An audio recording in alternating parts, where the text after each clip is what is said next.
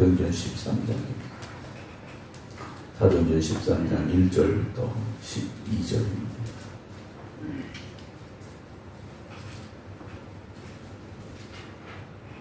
안디옥 교회에 선자들과 교사들이 있으니 곧 바나바와 니게르라 하는 시몬과 브레네 사람 루기오와 분봉왕 헤롯의 젖동생 마나엔과 및 사울이라.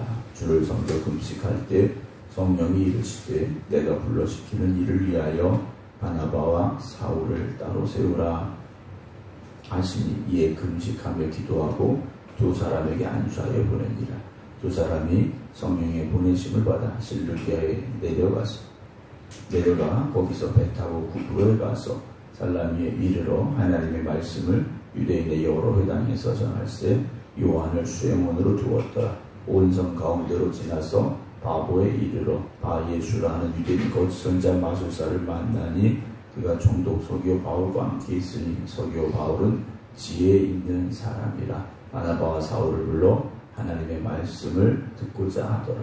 이 마술사 엘루마는 그들을 대적하여 총독으로 믿지 못하게 힘쓰니 바울이라고 하는 사울이 성령이 충만하여 그를 주목하고 이르되 모든 거짓과 악행이 가득한 자여 마귀의 자식이요 모든 의의 원수여 주의 바른 일 굳게 하기를 그치지 아니하겠느냐. 보라 이제 주의 손이 네 위에 있으니 네가 맹인이 되어 얼마 동안 해를 보지 못하리라 하니 즉시 안개와 어둠이 그를 덮어 인도할 사람을 두루 구하는지라. 이에 총독이 그렇게 된 것을 보고 믿으며 주의 가르치심을 놀랍게 여기니라. 아멘. 할렐루야. 오늘도 야외 하나님의 은혜가 충만한 복된 날 되시길 주의 이름으로 축원합니다. 오늘도 함께 온라인으로 예배드리고 계신 박용료 권사님, 안친환 권사님, 김근욱 권사님, 기욱 권사님, 종정희 집사님, 임승자 집사님, 유기한 권사님, 조홍 권사님 주의 이름으로 축복합니다. 오늘 13장은 드디어 이제 바울이 복음 증거를 위하여 길을 떠나게 되는 시작이 기록이 되어져 있고요. 그래서 13장 이후에 바울이 어떻게 복음을 전했는가를 우리가 이제 말씀을 통해서 자세히 알아가게 됩니다. 교회의 사명은 어디에 있느냐? 복음 증거함에 있습니다. 다른 말로 간단히 말하면 선교하는데 교회의 사명이 있다라는 거죠. 교회는 물론 사람들이 믿지 않은 사람들이 들어와서 예수 믿고 그래서 주님의 은혜로 치유되고 회복되고 이런 과정들이 다 있습니다. 그러나 그 과정을 통하여서 결국 어디까지 가야 되는가? 모든 이가 복음의 증거자들로 세움을 받아야 된다는 거죠. 그래서 교회의 사명은 다른 데 있지 않습니다. 복음을 전하는 일에 있다라는 것이죠. 오늘 13장 1절 이제 안디옥 교회입니다. 계속해서 지금 나오는 교회는 이제 수리아에 있는 안디옥입니다. 이스라엘에서 북쪽으로 올라간 지금 터키 남부 지역에 있는 지금 이제 시리아라고 불려지는 나라죠. 이제 수리아의 안디옥 교회인데 이 교회가 이제 선교사를 파송을 하게 됩니다. 13장 1절 안디옥 교회 선자들과 교사들이 있으니 곧 바나바와 니게르라는 시몬과 브레네 사람 루기오 그리고 분봉왕 헤롯의 젖동생 마나엔 그리고 사울이라 되어 있습니다. 헤롯의 젖동생이라고 되어 있는데 정확하게는 함께 자랐다라고 보시면 됩니다. 어릴 적 친구다라고 보시면 되는데요. 어릴 적 친구였던 이 헤롯은 교회를 핍박하는 사람이 되어졌는데 이 마나엔이라는 사람은 이 안디옥 교회에서 선자들과 교사들의 반열에 서 있음을 보게 되죠. 어떤 상황에서 자랐느냐, 어떤 환경 속에서 컸느냐, 물론 중요한 영향을 끼칠 수 있겠죠. 그러나 본인의 노력과 의지와 결단이 중요합니다. 내가 어떤 환경이 있어서 내 과거 사정이 이래서 그건 우리의 어떤 핑계가 될 수밖에 없죠. 내가 지금 결단하고 변화되면 그런 노력이 있으면 얼마든지 우리는 바뀌고 변화되고 새로워질 수가 있습니다. 그 중에 맨 나중에 나온 이름이 바로 이제 사울이라는 이름인데요. 2절 보면 주를 섬겨 금식할 때 성령이 이르시되 이들이요 금식하고 있었다라고 되어 있습니다. 어떤 정해진 기간이었을 수도 있고 특별한 의미였을 수도 있습니다만 이들이 금식하며 기도했다라는 거죠. 우리가 기도할 때 뭐 꼭 금식해야 되는 건 아닙니다. 그러나 어떤 세상적인 것을 절제하면서 오직 주님의 뜻을 구하는 기도가 되어줘야 되는데, 그때 성령님께서 말씀을 하시죠. 내가 불러시키는 일을 위하여 라고 되어 있습니다. 내가 불러시키는 일, 이것이 무엇이겠습니까? 이방인을 향한 복음의 증거죠.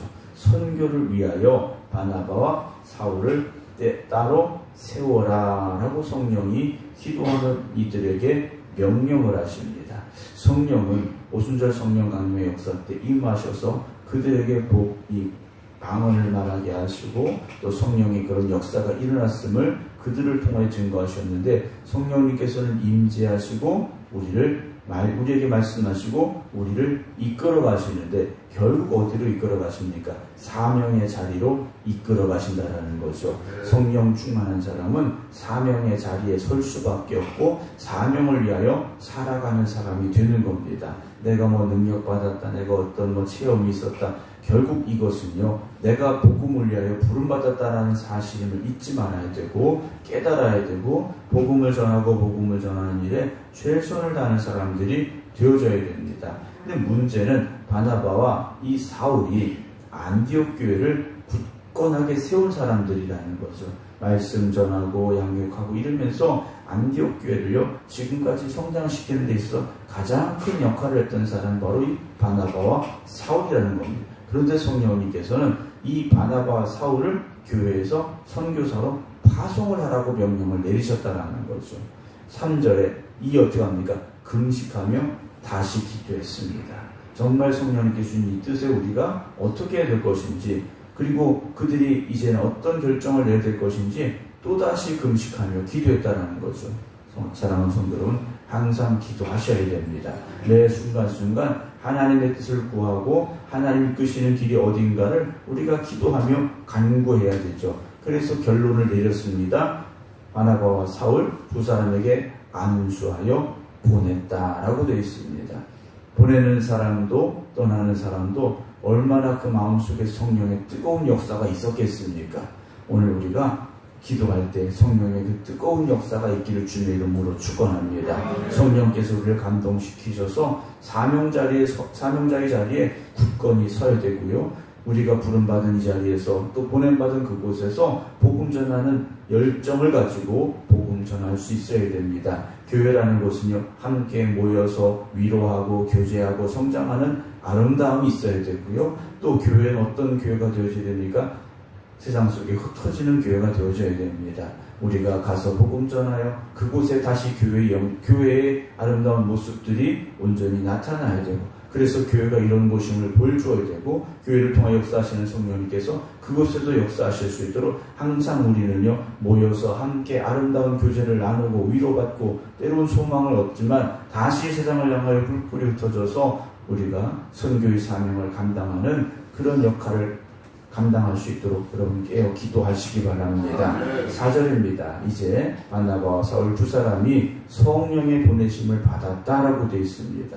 우리가 인간의 눈으로 보면 안디옥 교회에 있던 다른 어떤 지도자들의 파송을 받고 가는 거죠. 그러나 성경은 분명히 성령의 보내심을 받았다라고 되어 있습니다. 우리가 주님의 일을 함에 있어서 바로 성령님께서 우리 안에 내주하시고 성령님께서 우리를 보내시고 성령님께서 우리를 도우시는 그런 역사하심을 체험하는 삶이 되길 원합니다. 그런 결단과 고백이 있어야 되죠. 실루기아에 내려 거기서 배 타고 이제 구브로까지 가고요. 살라미에 이르러서 하나님의 말씀을 유대인의 여러 회당에서 전하기 시작합니다. 그때 마가라는 요한을 이제 수행원으로 두었더라 라고 되어 있죠. 그러니까 마가 요한은 이 당시에는 어떤 적극적인 그런 복음 증거자라기보다는 바나바와 사울을 이제 돕는 수행원 역할이었다라고 보시면 좋을 것 같습니다. 6절에 온 섬 가운데로 지나서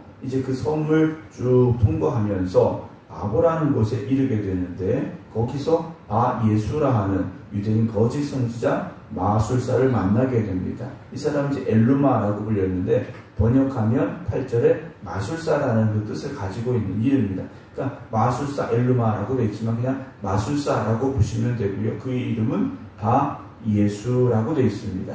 바 예수라는 이름을 가진 사람인데 예수의 아버지라는 이름을 가졌다. 우리가 보시면 될 수도 있을 것 같습니다. 어쨌든 유대인 거짓 선지자인 마술사를 만났습니다. 이 사람은 어떤 사람들의 눈을 속이면서 마술을 행하여서 사람들에게 인정받는 그런 사람이었는데 7절에 그가 총독 서기오 바울과 함께 있으니 서기오 바울은 지혜 있는 사람이라 그랬습니다. 지혜 있는 사람이어서 바나바와 사울을 불러 하나님의 말씀을 듣고자 했다라고 되어 있죠. 총독이요, 그곳에 온 바울과 바나바와 사울을 불러서 하나님의 말씀을 나에게 좀 이야기해달라라고 했는데 이 마술사가 바나바와 사울을 대적하여 총독으로 믿지 못하게 힘썼다라고 되어 있습니다. 왜냐, 지금까지 자기 말을 잘 듣고 자기를 높여주던 총독이 바나바와 바울이 오니까 성령의 역사가 일어난 이들을 통하여서 복음을 듣게 되고, 그러다 보면 자기 말이 아니라 바나바와 사울의 말을 듣게 될 것임을 염려하여서 대적하는 사람이 되죠. 눈으로 보기에는 바나바와 사울을 대적하는 사람이었습니다만 영적으로 보면 성령의 역사심을 대적하는 사람이 될 수밖에 없다는 거죠. 오늘 우리가 신앙생활하면서 또 교회 안에서 우리가 잘 분별할 수 있어야 됩니다. 우리가 어떤 의견이 맞지 아니할 때 이 의견이 맞지 아니하는 것이 어떤 더 좋은 결과를 얻기 위해서 우리가 논의하는 과정 중에 나오는 것인지, 아니면 악한 영이 교회가 감당해야 될 일을 감당하지 못하도록 성령을 방해하는 일인지 우리들 스스로가 내 자신을 돌아보면서 잘 분별하고 판단할 수 있어야 되죠. 그래서 만약에 성령의 역사를 가로막는 것이라면 우리는 빨리 회개하고 돌이켜야 됩니다. 그렇지 않으면 교회가 감당해야 될 사명을 감당하지 못하게 만드는 사람들이 될 수밖에 없기 때문이라는 것이죠. 9절에 바울이라고 하는 사울이 어떻게 됐습니까? 성령이 충만하여 그랬습니다. 여기서 이제 바울이라고 하는 사울, 이제 이름 두 가지가 같이 등장을 하게 되고, 이제는 바울이라는 이름으로 이제 불려지게 되는데, 바울과 사울, 그럼 그 이름이 어떤 것이 맞는 이름이냐라고 우리가 질문할 수 있겠죠. 예전에는 사울이 회심하여 바울이라는 이름을 가지게 됐다라는 그런 설명을 많이 했습니다만, 그것보다는 원래 사울이라는 히브리식 이름과 이 사울이라는 히브리식 이름과 그리고 바울이라는 헬라식 이름을 같이 가지고 있었다라고 보시는 게 맞습니다. 그래서 바울은 작은 자, 사울은 큰 자, 이런 의미는 아니고요. 원래 사울이라는 히브리식 이름과 유대인으로서의 이름과 그리고 헬라인으로서의 바울이라는 이름을 가지고 있는데, 이제는 그 사역 자체가 유럽을 향해 가고 있기 때문에 그의 이름을 아마 바울이라고 쓰는 것이 더 맞았다라고 생각이 되는 것 같습니다. 그래서 이제는 사울이라는 이름보다는 바울이라는 이름이 이제 등장을 하게 되고요. 그래서 이제 그는 어떤 사람이었느냐, 이름이 어떻게 됐든 간에 성령이 충만한 사람이었다는 거죠. 오늘 저나 여러분들이 항상 성령의 충만함이 있기를 주님의 이름으로 축원합니다. 이 성령의 충만함이요, 어떤 충만함이 되어져야 됩니까? 계속되는 충만함이 되어져야 됩니다. 어떤 때는 충만하고 어떤 때는 충만하지 못하고 이래서는 안 된다라는 것을, 항상 성령의 충만함을 여러분 사모하시고 성령이 내 안에 그렇게 역사해 주시옵소서 기도하시기 바랍니다. 그래서 이 바울이라고 하는 사울, 즉 바울이 이 마술사를 주목하고 이렇게 말하죠. 10절, 모든 거짓과 악행이 가득한 자여 마귀의 자식이여 모든 이의 원수여 라고 그를 향하여 호통을 칩니다. 그러면서 주의 바른 길을 굽게 하기를 그치지 아니하겠느냐 라고 그를 향하여 강력하게 책망을 하죠. 오늘 저나 여러분들은 주님의 바른 길을 가야 되는 사람들이고 그 길을 만들어 가야 되는 사람들이라는 겁니다. 주님의 바른 길을 굽게 하고 가로막는 사람이 되어서는 안 된다라는 거죠. 11절, 보라 이제 주의 손이 네 위에 있으니 네가 맹인이 되어 얼마 동안 해를 보지 못하리라 하니 즉시 안개 어둠이 그를 덮어 인도할 사람을 두루 구하는지라 라고 되어 있습니다. 마치 이 사울이 다메섹으로 가다가 주님의 영광을 마주했을 때 앞을 보지 못하여서 다른 사람들 손에 붙잡혀 다메섹 성으로 들어갔던 것과 같은 일이 거기 벌어졌다라는 것이죠. 오늘 우리가 눈은 떴지만 영적인 맹인이 되지 않기를 여러분 기도하셔야 됩니다. 정말 내 눈을 열어 주시옵소서. 내 눈을 열어 주님의 역사하심을 보게 하시고 내 눈을 열어 내가 감당해야 될 사명을 바라보게 해주시옵소서. 기도하시기 바랍니다. 12절에 이에 총독이 그렇게 된 것을 보고 믿으며 주의 가르치심을 놀랍게 여겼다라고 되어 있습니다. 우리가 복음서를 보고 또 사도행전을 보게 되면 놀라운 기적들이 등장을 합니다. 근데 요즘은 왜 이런 기적이 없을까라고 우리가 생각을 하는데요. 초대교회에게 그리고 예수님께서 그런 놀라운 이적들을 베푸신 이유는 사람들의 마음이 그만큼 강박했고 믿지 않았기 때문에 복음의 증거를 보여주시고자 그런 기적들이 일어났음을 보게 됩니다. 물론 오늘도 기적은 일어나고 계속 되어집니다. 왜냐? 그 주님께서 지금도 살아계시고 성령님께서 지금도 역사하시기 때문입니다. 그러나 중요한 것은 어떤 이적이나 기적이나 이것이 아니라 우리의 삶을 통해서 복음이 오늘도 증거되어져야 되고 우리가 복음을 전함을 통하여서 이 땅에 하나님의 나라가 이루어지는 역사가 일어날 수 있어야 됩니다. 오늘 저와 여러분들이 그 일을 위해 부름받았음을 기억하시기 바랍니다. 오늘도 하나님의 나라를 전하라고 복음 증거하라고 우리를 부르셨으니 불러주신 하나님 앞에 충성 다하시고 우리와 함께 하시는 성령님의 능력을 통하여서 담대하게 세상을 향해 나가 복음 전하는 여러분 되시기를 주님의 이름으로 축원합니다. 기도하겠습니다. 참 좋으신 하나님 감사합니다. 우리가 무엇이기에 하나님 나라의 귀한 일꾼으로 삼아 주시어서 죄와 사망이 가득한 이 땅에 복음 전하는 귀한 사명을 주셨는지요. 오늘도 우리가 깨닫고 다시 결단하게 하여 주시옵소서. 또한 성령님 우리 안에 임재하시고 우리 안에 역사하여 주시어서 사람의 힘으로 하는 복음 증거가 아니라 성령께서 역사하시는 복음의 증거자들 되게 하여 주시옵소서. 온 유대와 사마리아 땅끝까지 이르러 복음의 증인이라고 하신 주님, 오늘 저희들에게도 그 사명이 주어졌음을 고백하오니 오늘도 이 하루 힘써 복음 전하는 흩어지는 교회들이 되게 하여 주시옵소서. 그래서 저들이 머무는 곳마다 하나님의 영광이 나타나게 하여 주시옵시고 저들을 통하여 하나님을 바라보는 역사가 임하게 하여 주시옵소서. 이제는 우리 주 예수 그리스도의 은혜와 아버지 하나님의 극진하신 사랑하심과 성령님의 감동, 감화, 역사하심이 오늘도 세상을 향해 복음 들고 나갑니다. 성령님 우리 안에 역사하여 주시옵소서. 기도드리는 모든 성도들 위해 이제부터 영원토록 함께 하시기를 간절히 축원하옵나이다. 아멘.